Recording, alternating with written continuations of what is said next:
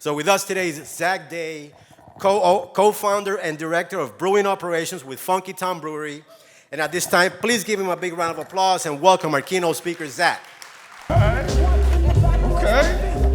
Got the Fuji lock racket.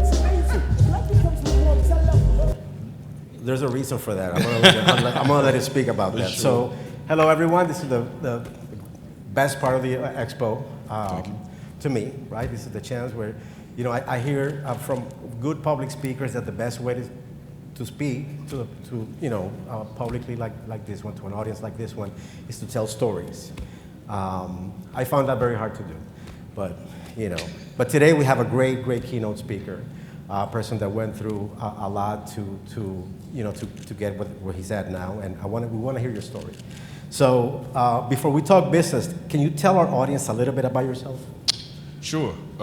Again, Zack Day, director, co-founder of Funkytown Brewery, freshest, dopest, funkiest black-owned brewery in the city.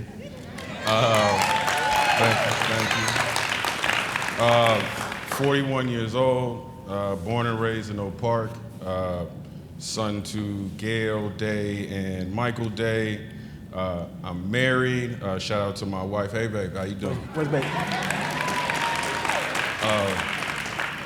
No kids, but plenty of grandbabies. So, godchildren, I should say, not grandbabies. Welcome, wife. What's your name? Jessica? Hold on one second. So, Zack, can you tell us what inspired you to start a craft beer brewery business? Of all the businesses that you can choose from, right? Why a brewing craft beer? I think that's an interesting question for us here at Funkytown because it didn't start like a typical story, right? So it all kind of begins in college, right? You're drinking what you can afford, right? So you're drinking beers that's less than $1.50, right? And so we got out of college, started to make a little bit more money. We started to adventure to the aisles of Benny's and stuff like that, right? And this was right around the time that the craft beer market was booming. So we're talking about Half Acre, we're talking about Revolution, we're talking about Goose Island, right? And so there was a big boom in the craft beer industry, and we just happened to come out and start to be craft beer enthusiasts at that time. So we go in, and we're looking for any type of beers, really, right? So anything with a label stuck out to us. Sure. All right, so we didn't know if we were drinking an IPA, a double IPA, right, a Pilsner, or whatever the case may be. But where it really kicked off is we took a trip to Thailand in 2017. We came back, and after seeing such a beautiful country and being able to kind of hit over the water to Southeast Asia, it's like, how can we keep doing this, right? And it starts to talk about financial independence and how can we get financial independence. And so we knew that the Illinois Craft Brewers Guild here in Illinois were looking for more diversity within craft beer. And so we decided that that is a lane and an opportunity for us to not only express our love and our creativity for craft beer, but also lead a way in for new beer drinkers to kind of experience beer and kind of just do it like we did. Yeah. Do we have a lot of beer drinkers in the audience? Who loves beer? My man with the two hands. Okay, so my next question, actually, that's why I asked her. I mean, for those of us who might not know, can you explain the difference between craft beer and just regular beer? Yeah, sure. I think that starts with the brewery itself, right? So you have craft breweries, which are usually smaller breweries. You hear them called microbreweries and stuff like that. They make smaller batches. Their concentration is more of the creativity side. At times when you source local ingredients. You might source some ingredients that a big macro would never want to source because maybe it's too expensive. So in a nutshell, craft beer and craft breweries focus on the quality of the beer over quantity. Now I enjoy my macro brands every now and again. Yes. Heineken's and And stuff how do like you, that. and this is off script actually, I'm going to ask you, how do you, what's the difference between an Indian pale, an IPA versus a lager or a tripel? There's a few ways of. Without diving too deep, it's process. The process. difference in process. So, and also it's different in kind of the grains that you use and the hops that you use. An IPA is heavier on bitterness. So there's a difference between hoppy and bitter. Bitter is that sensation you get on the back of your tongue, and hoppy is kind of like the aroma that you get, right? And so those IPAs tend to be a lot more bitter because of the hops they use and when you throw the hops in and stuff like that. So I can go down a rabbit hole, but yeah, it's process and the goods that you use. Awesome. So Funkytown Brewery is located in Pilot Project. So for everyone here, Pilot Project is a licensed brewery incubator, tasting room and restaurant in the Logan Square neighborhood. What went into the site selection process? And I'll break it down for you. So a couple of questions. So what went into the site selection process, and how are you preparing for licensing when you expand your operations? Okay.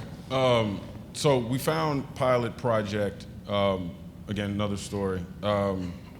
We went to Fresh Fest in Pittsburgh. So that was a black beer festival. USA Today has rated it 1 and 2 respectively as the best beer festival in the nation. It's a black-owned beer festival.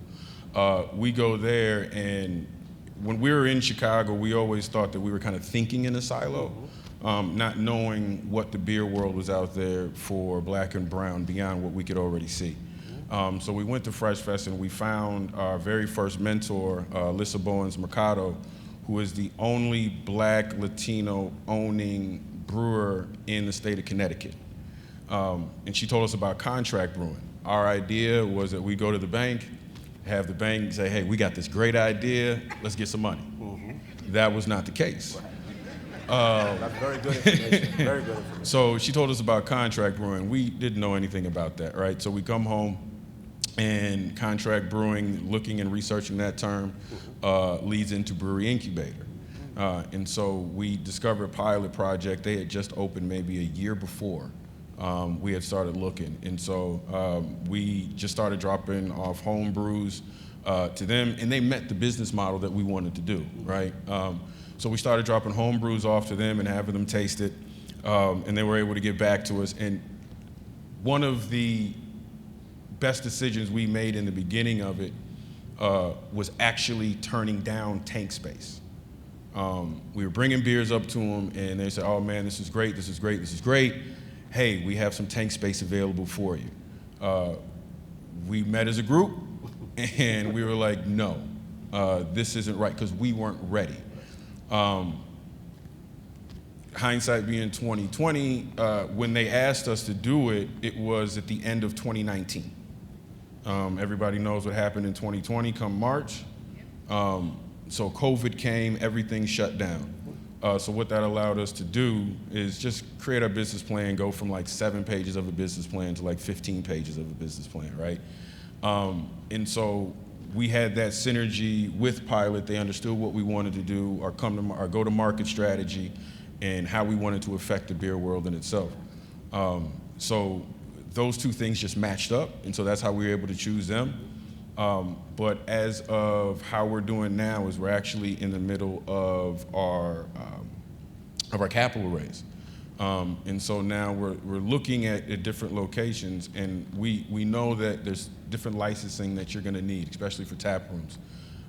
And you gotta know a couple of people in the city, a couple of organizations in the city to kind of get these things moving. And so we are very, very confident that BACP will be able to help us with those tap room licensings, when we try to move and when we go to move forward to the next step. So. We appreciate that, and you have my word that we will help you, my friends.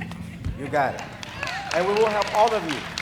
So if you are in the process of getting a license right now, if you're thinking about your business idea, if you're scared to take that leap that he took, you come to BACP, you meet with one of our business consultants, you have a location in mind, you come to see us, and we will give you the right advice. So before you spend any money, before you sign any leases, you come to see us first, because we want to make sure that your license turns around quicker so you can see a return on your investment. Yes. Okay, so that's important.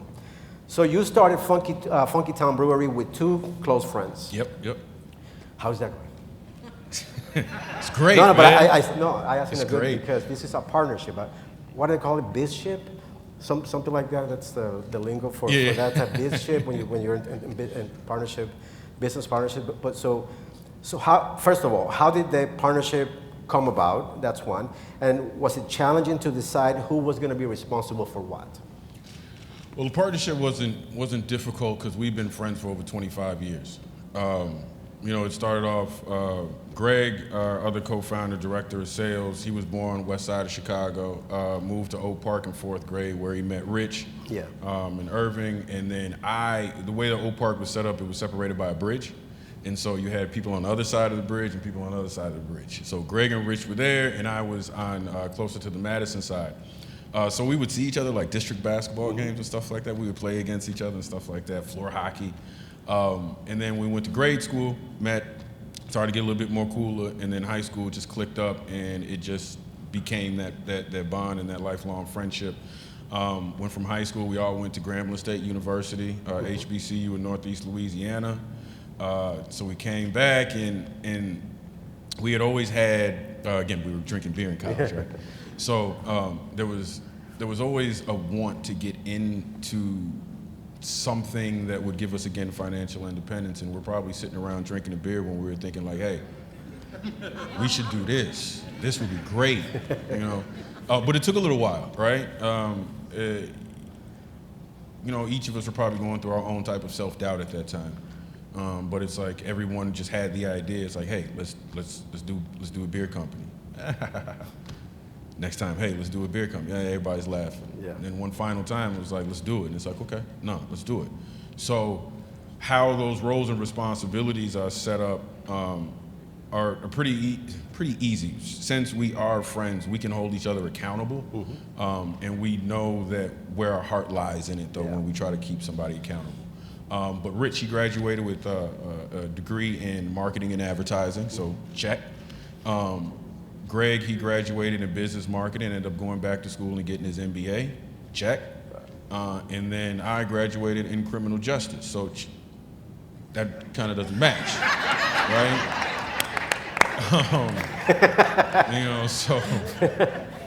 We had to, but throughout our group, we're all creative in our own ways. But the team knew, as well as I did too, that when it comes to creating something out of nothing, I'm the man for the job when it comes to that, right? Yes. Especially something that's physical, using your hands and doing stuff and creating something just based off of an idea and then actually putting it into process. They knew that I was the man for the job for that one. So it wasn't hard to split up. And plus, it has to be, you have to have each other's back. So it has to be circular. So when Rich is gone, he's the CEO. When Rich is gone, I step up. When I'm gone, Greg is my backup, so he backs up me. When Greg is gone, he does the finance and everything like that. Rich backs him up. So it's never a point where somebody can't go on vacation and panic. You know what I mean? So we all have each other's back, and that comes with the friendship too. That's very important. Good for you, man. That's how you do it. Okay. Yes. The business continues to run. Yeah, that's great. Definitely. So I have a question for you. Let's talk about demographics in this world, in the craft beer industry. So 85% of craft beer drinkers identify as white male, and craft brewery owners 88% of them identify as white male also. This is such an untapped market for African Americans. Why did you and your partners think it was the perfect business and opportunity for you? Less than 1% of craft beer owners are black. So you sit there and you wonder why, right? We haven't been marketed towards. They don't put craft beer in our neighborhoods. There's nothing on the can labels or designs that speak to us or our community. And when you are, us three, me, Greg, and Rich, were part of those consumers who noticed that there was nothing out there for us. And so we're walking down the Benny's aisle, and we're just picking up stuff. But when we're picking it up, it's like skulls, crossbones, and all dungeon-y type of stuff, and that's nothing that speaks to our culture. So you already know that you're left out, right? And so when you're able to identify a problem, then you have to come up with what the solution is. And taking us into account and keeping us in mind, how did we start drinking craft beer? We started drinking the terrible stuff first. Right, and it was steps and steps and graduation steps in order to train your palate, in order to understand what you can appreciate about craft beer. So what we did is just like, okay, if it's less than 1% black owned, that means that there is a market, and that means that there are first time and new time beer drinkers everywhere in the country. And so what we wanted to do is we wanted to craft a plan around that and around the consumer, which we wanted to gather. And we knew it wasn't going to be an overnight thing. It's a slow burn because you have to be able to give people their own on-ramp. Black folks, brown folks, you have to be able to give them their own on-ramp to experience craft beer. You don't want to start them off with a double IPA because you might never get them back. Yes. So you start off with something low, something low bitterness, low astringency, something really palatable and crushable, and then you give that person that confidence to say, hey, you know what?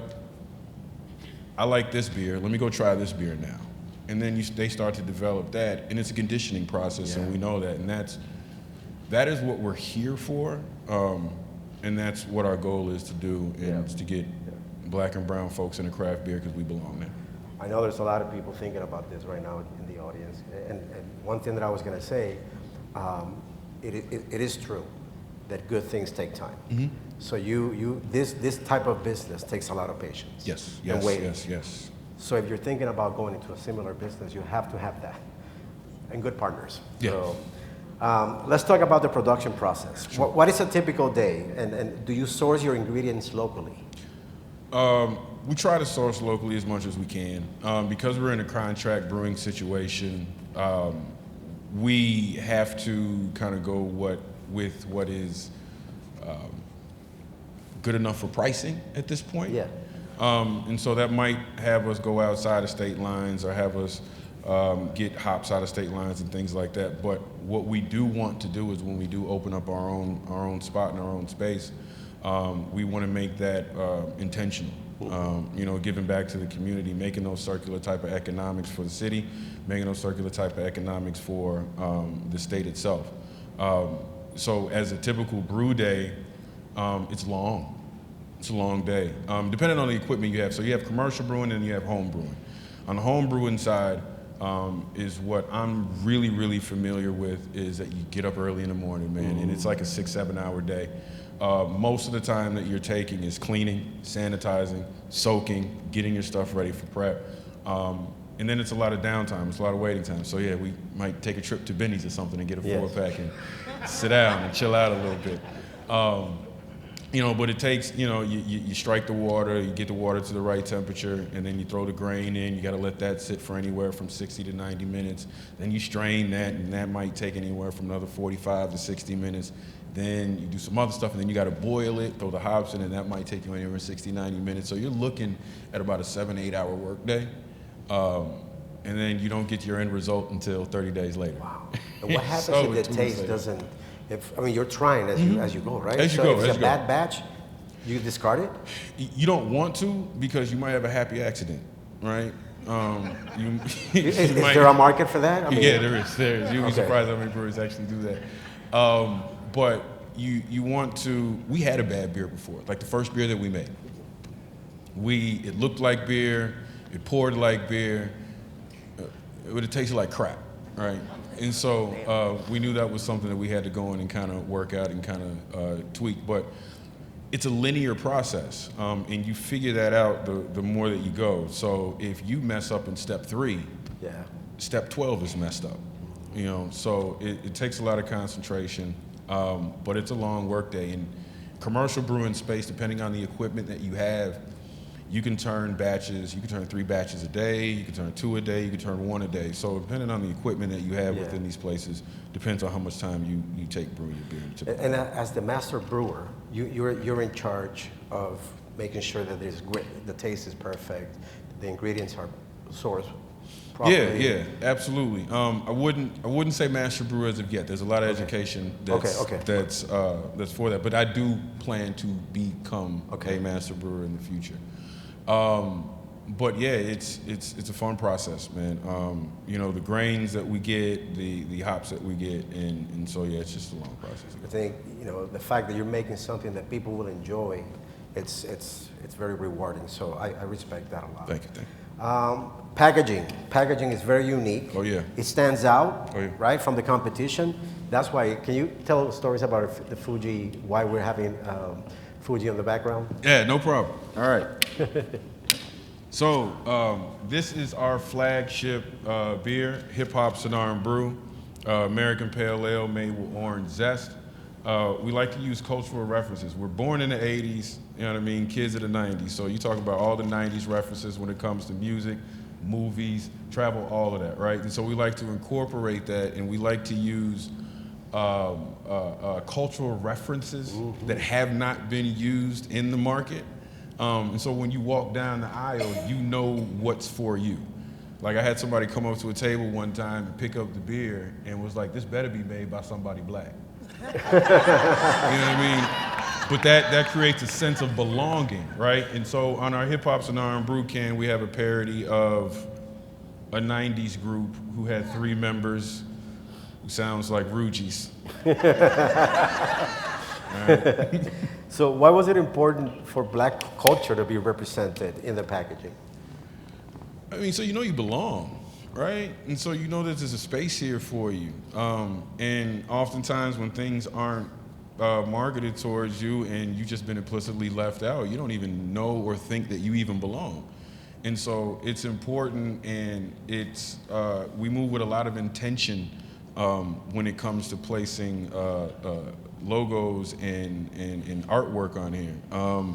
Summertime Shy is a great beer that, it represents the Sugar Shack photo, and that's one of those photos that's in everybody's house, every black person's house, and good times and everything. So it's important you see yourself in the product that you buy. Black is beautiful. Is this one? 7.1%. It's a strong beer. Yeah, it's a strong brewski. It's a very good brewski. All right, man.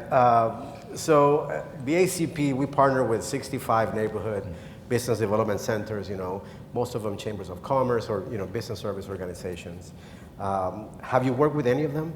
Yeah, we've worked with Lincoln Park Commerce, Chamber of Commerce. We've done some events with them at Theater on the Lake. We've also worked with Park Ridge.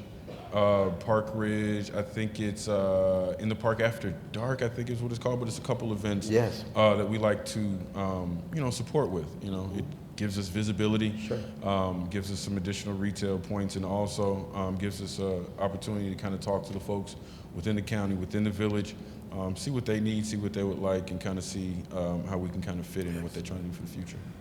Okay, well, thank you so much for this. This is great. So many of our attendees here today are seeking capital to start their business. That's what they come to events like this one, because we like to connect people to financial institutions and for them to know what's out there. What were some of the initial financial obstacles you faced? And what advice can you offer for someone who's having issues with getting a loan to open their business? That's a very loaded. So this is a twofold. Make sure that you talk to multiple banks. Do not talk to just one bank. You have to understand and realize that they are vying for your business. You aren't vying for theirs. They want you as a customer, and you have to understand, you have to realize that, because what'll happen is what happened to us is that we went with one banker. I won't say the name of the bank, but we went with one bank. They gave us a commercial loan of $125,000 with $25,000 in credit. It took us 7 months to close that loan. By this time, if you're into consumer goods and consumer packaged goods, you know that train doesn't stop. It just keeps going. So every down payment that we do for a batch of beer is $7,500. So that's just the down payment. So by the time we get this $125,000 in liquid cash, we owe 90. So now we only have X amount of dollars left, but again, that train doesn't stop. Yeah. So there's still down payments need to be made. There's still final payments that need to be made. And we didn't understand at that point, you want to have these banks pit against one another so you can come out with the best and favorable terms. Another piece of the finance world is that if you have a third-party manufacturer, you want to make sure that you see your money flow through your business account. Give you an example. Use us as an example. Say we make $20,000 in sales in a month, but we have 2 batches that need a down payment. Somebody might say to us, hey, we'll just use it as a credit memo, we'll take that and we'll apply that to that. What happens is the bank sees that, the bank don't know the conversation that you just had. All the bank sees is, okay, well if he put $15,000 back in and he got, okay, so he only had $5,000 in his account. So he only sold $5,000 worth of goods because it never flowed through your account. What that's gonna mess you up in is having these conversations with those lenders. When they're asking for your profit and loss statements, when they're asking for your balance sheets, they're gonna look at it and be, hey, you only made $5,000, and then you have to explain the narrative and create the story of why you have $5,000 in there and not 20. So please, if you're using a third-party manufacturer for whatever, make sure that money flows to your own business account, and then you pay them something else what you gotta do. So that was my financial advice for y'all. It's amazing advice. How about personal credit? Is it important? Oh yeah, because you have to establish business credit and you have to establish personal credit, but you don't have business credit until you have personal credit, right? And so they're gonna ask for your social security number, and they're gonna do all those hard hits on your credit. And so, I guess the more the merrier. If you got 3 people and one of them is bad, you might be all right, but if you're solo dolo, then that's something that you need to focus on before you even start asking for money. Yeah. Because if they see that your credit score is 450, they're not gonna get that to you. So, before you go today, make sure that you go back to the exhibitors area and connect with some of our financial institutions that are in-house today and willing to talk to you, and answer very difficult questions too if you have them. All right, so according to your website, Funkytown beers are available in 329 locations. That's extremely impressive. Congratulations for that. So how were you able to secure placement in so many stores?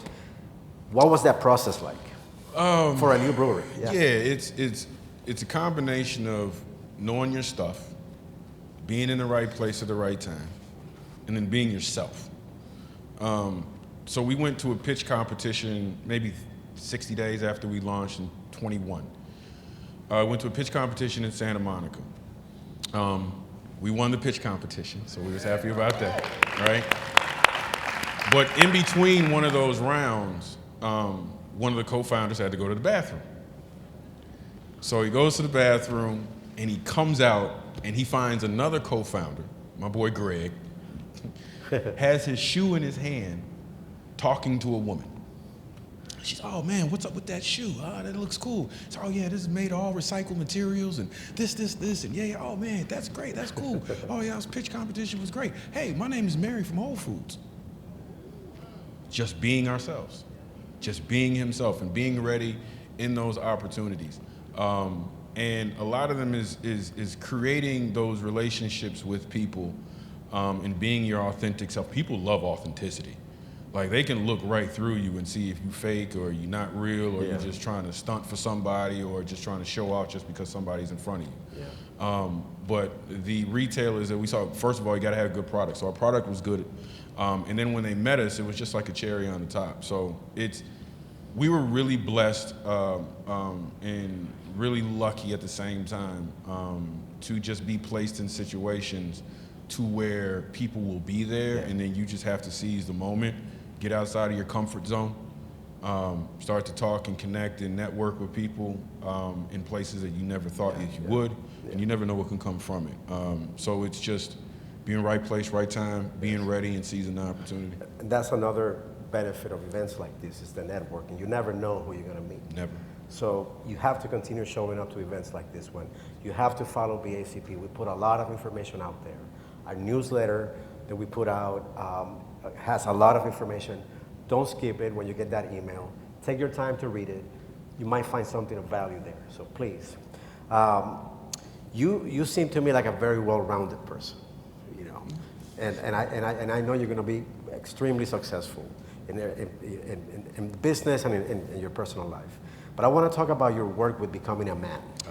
It's also known as, is it BAM or BAM? BAM. It's BAM, which is a school-based counseling and mentoring program.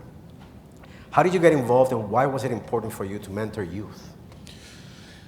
I've always been around, I've always seemed to work around youth since I was like 23 or 24. Whether it was working with nonprofits, Chrysalis and HealthWorks, and doing intakes for kids who become wards of the state, or if it's participating in faith-based programs like Friday Night Place, that mentors and has basketball camps for 7th and 8th graders in Oak Park, and then coming over to youth guidance and working with BAM and working with them young guys. There's something about 7th and 8th graders that they're right on the cusp of going left or going right, and so while my goal is to just provide these kids and provide these students with a platform, provide them with tools and resources that they'll be able to use in the next step of their journey.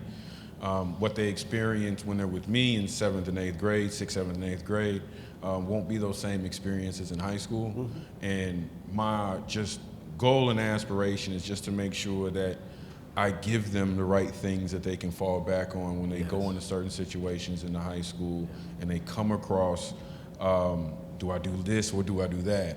Or even something that they can't avoid, and it's some sort of traumatic experience and it's trauma that they have. How do you deal with that?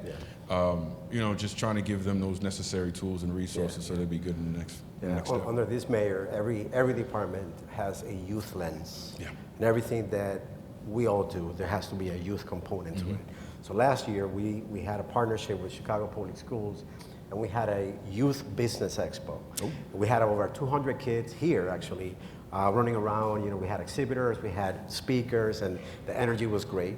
We're going to have our second one in October, hopefully. So, I mean, you'd be amazed how entrepreneurial these kids are. They come up with some super cool ideas that, are amazing. So, can you share a success story of how Funkytown Brewery has changed the industry? I wouldn't necessarily say change, but I would say thoroughly enhanced. Mm-hmm. We did win a competition about a year and a half ago called the Sam Adams Brewing the American Dream Experience. And again, this is a story of being at the right place at the right time. Rich, our CEO, was at a marketing conference in Boston. Walked by a table, saw a plugger for Sam Adams Brewing the American Dream. Picked it up, said, we filled it out. We got called for being one of the finalists. So when we got flown out to New York, and we got to compete against 5 other breweries. Came back and brought that thing back to Chicago, so we won. But what we did with that is we created a collaboration beer. We were able to go to Boston and meet with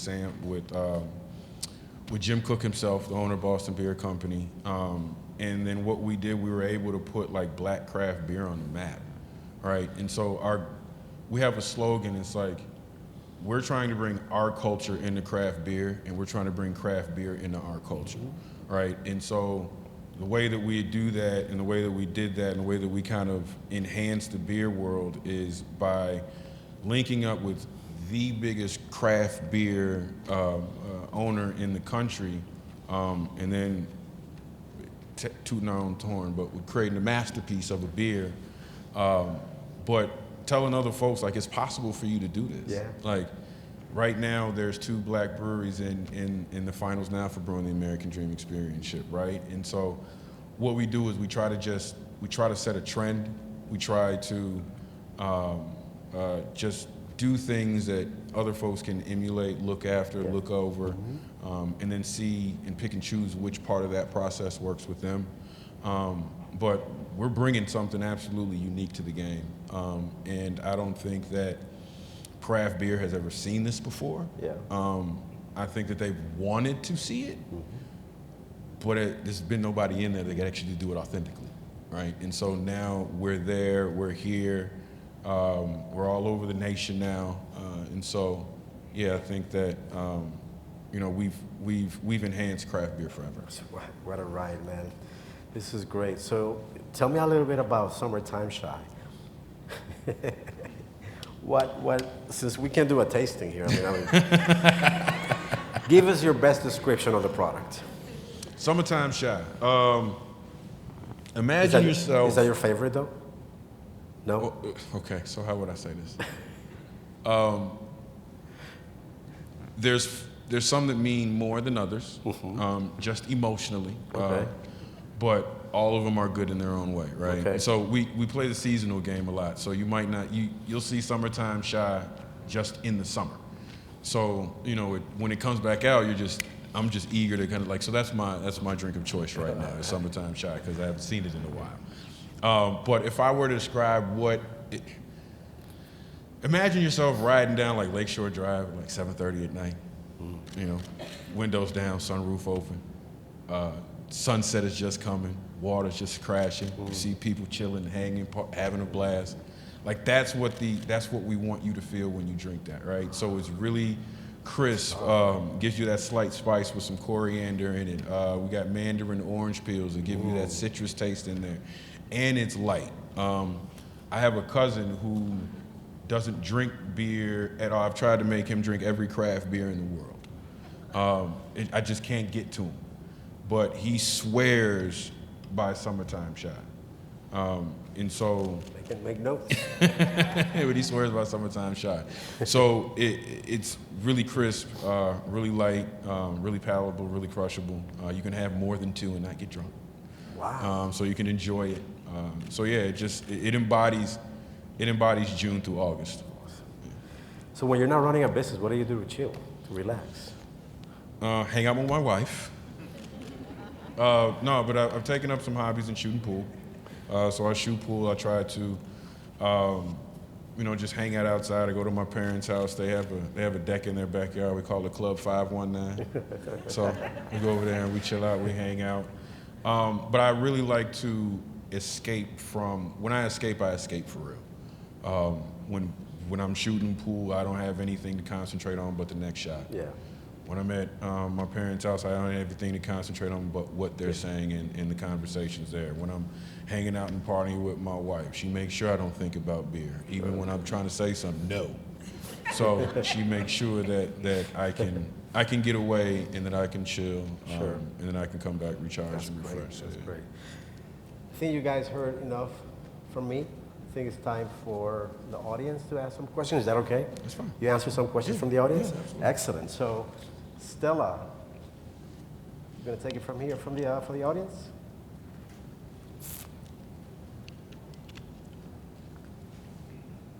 Stella and Atul are part of our amazing crew.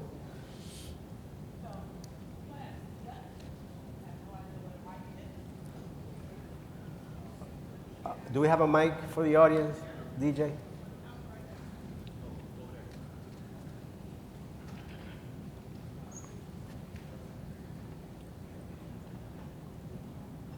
One second, guys. Yeah, Stella, why don't you take my...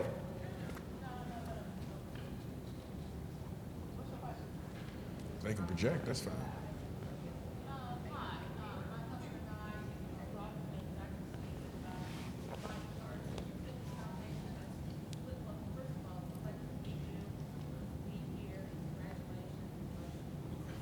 So,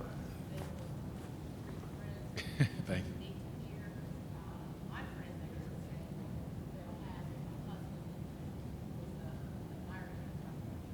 Thank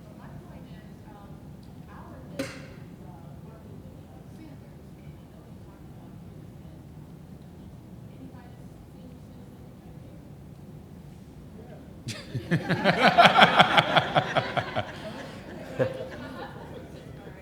Hey.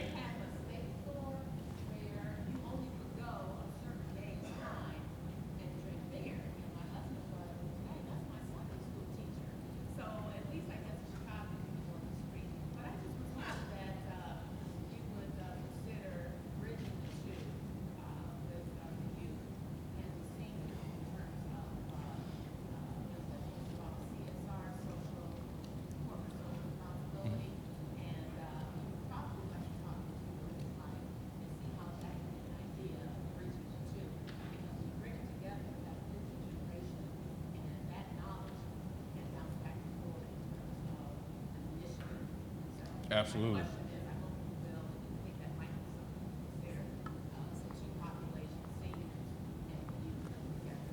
Absolutely. Yeah, absolutely. The interesting piece about that is that my parents were craft beer drinkers before me. So the first IPA I think that I had was a terrible. It was Dogfish or something like that. It was something. It was something. But yeah, they. So yeah, I understand your question and definitely, want to bridge that gap if there is one, because we like all folks. Next question. We have a You're question welcome. back here. Hello, thank you. My name is Kathy. So my question is, when you mentioned that we should follow our authenticity, how do you trust your gut to just go with authenticity without trying to blend in with everything that's there? Because sometimes you feel like, oh, I think I'm too much. How do I try and fit in a box? But then you're like, no, I don't want the box. I want to just thrive and shine and be authentically me in the business and the impact. I think you've already said it. Like shine, right? You don't want to. Blending in means you get lost in the sauce, right? And if you are your authentic self and unapologetically your authentic self, then the qualities that you exude are going to come out, and people are going to want that. We don't. We are who we are, right? Coming with Business Expo, I got on sneakers. Like, I am who I am, and this is who you are going to get, and this is who you are going to see. And if that reflects in your product, and your product is good too, then it'll be okay. I don't want anyone in here to hide who they are just so they can fit in. That's not even the point. The point is to stand out. So,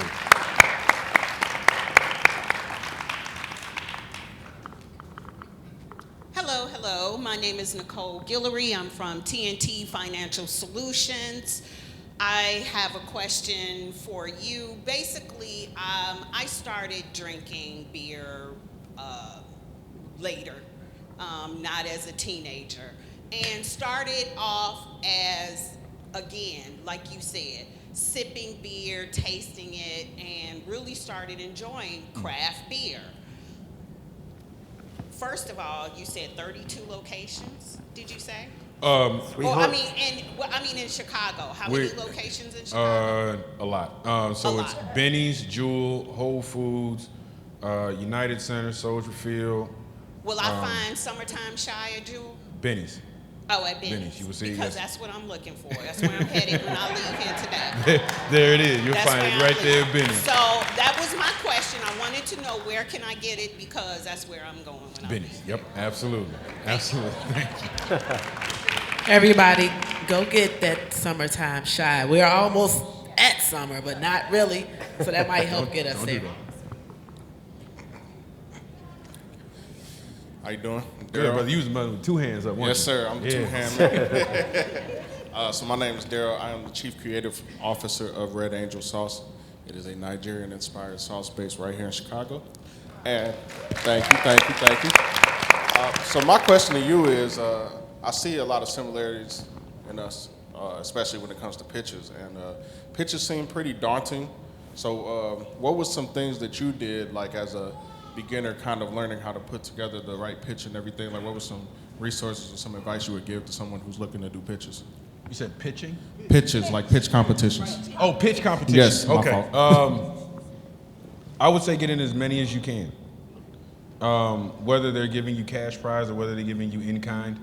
The thing about competitions, not just pitch competition, but anything about a competition, you still have that ability to connect with folks.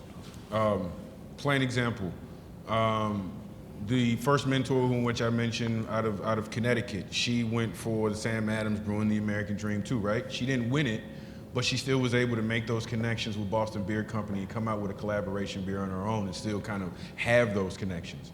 So the best thing for you, if doing pitch competitions is uncomfortable for you, do it. Because then you're gonna put yourself and expose your product to people that you wouldn't even been in the same room with. And then you start changing business cards and things like that, and then just the follow-up game is the most important and crucial thing. But don't be afraid of them. It's all right to be nervous about something, like that's cool, but don't be afraid about it. Don't be afraid of it, because all it's gonna do is enhance and boost your business, and you don't wanna walk out of there saying, man, I didn't make any type of connection, I didn't change any business cards or nothing like that. That's the last thing you wanna do. But get in as many as you can, whether they're in state, out of state, down south, Canada, don't matter. As much as you can, and expose your brand and expose your goods, and you're good.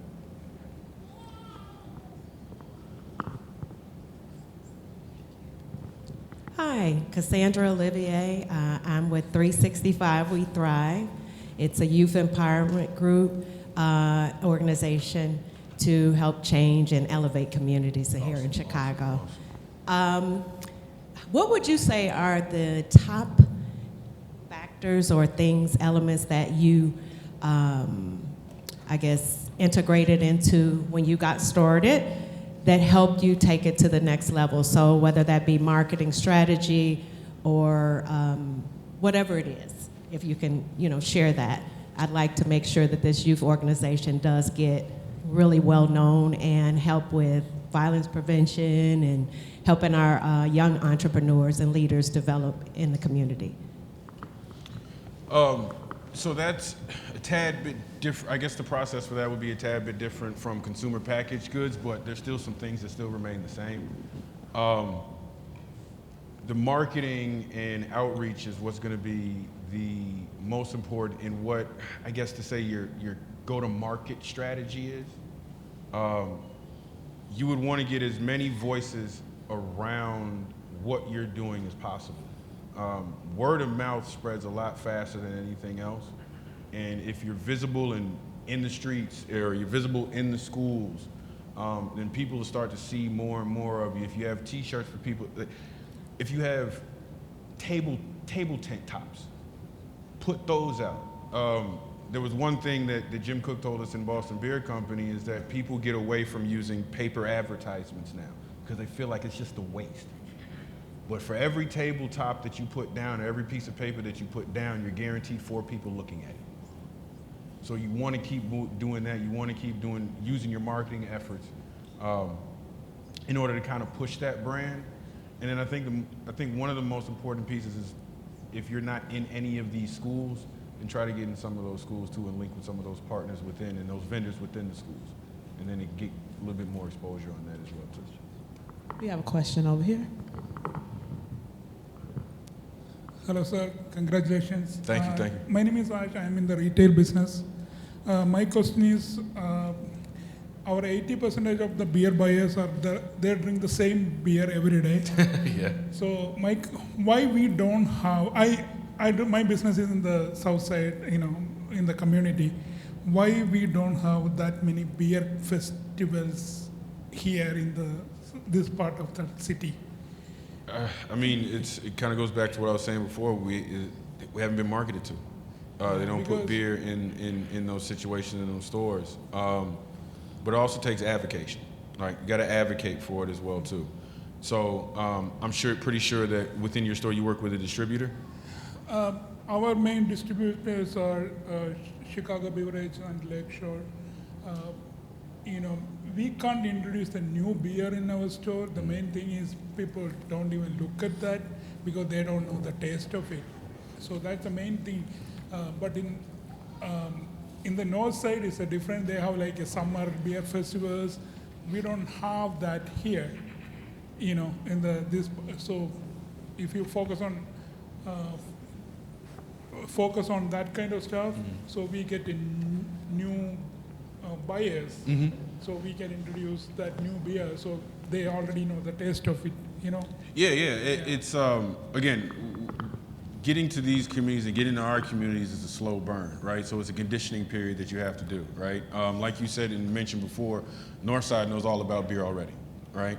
It's the South Side. So what we're doing actually today on 95th and Western, is it 95th and Western? We are doing a tasting at a Jewel location at 12 o'clock today. So Ashland, 95th and Ashland, thank y'all. Y'all came out. Y'all came at me. I'm sorry, y'all. But what we do is we do tastings in those areas, right? We do tastings intentional. There's a lot of people won't come out. You don't see Half Acre out there. You don't see Revolution out there doing any tastings. You don't see any of those folks doing the tastings. But we'll be out there doing those things because we know about what the process we want to do. We want to get you guys, we want to get our people, we want to get our culture into craft beer. And you can't do that by just saying, drink it, here. You got to give them an opportunity to see who you are, taste your product, understand that it's for them, and then give them ability to take those steps into that. And so, yeah, it's something that we're intentionally doing. Again, we know it's not going to happen tomorrow, but we're still putting forth the effort into making sure that stuff comes in our community. We have time for 2 more questions. Couple more questions, right? 2? We got 2? Yeah, 2. 1, 2. Sorry, guys, we have to end it because we have workshops and he's needed somewhere else. But this is great. Go ahead. Thank you so much. My name is Natasha. I have a black vegan beauty cosmetic brand, and I'm currently going to be in the beauty supplies, but I'm looking to be big. But at what point of your success, or what are some things that I need to present to like those major brands like Sephora and things like that? At what point of success level were you able to be with those vendors like Jewel's and Benny's? I think for us, when it came to those particular type of retailers, we were confident from a couple victories that we've already had, and so we kind of knew that our product was pretty good, and so that kind of gave us the confidence that we needed to kind of speak to these other retailers and say, hey, this is a beer, this is a drink that you should have in your store. But it also came with what strategy you have to get it out of my store, right? So I'm not too familiar with the makeup game, but business is business, and business usually is the same all around the board, right?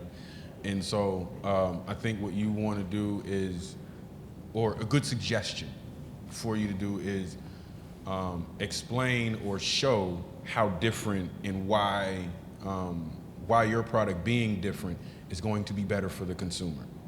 If you can identify that for someone, then they're going to be more apt to bring you in and have your product on display if they know that stuff could move and the reasons that you're giving them work out for what they're trying to do in their strategy as well too.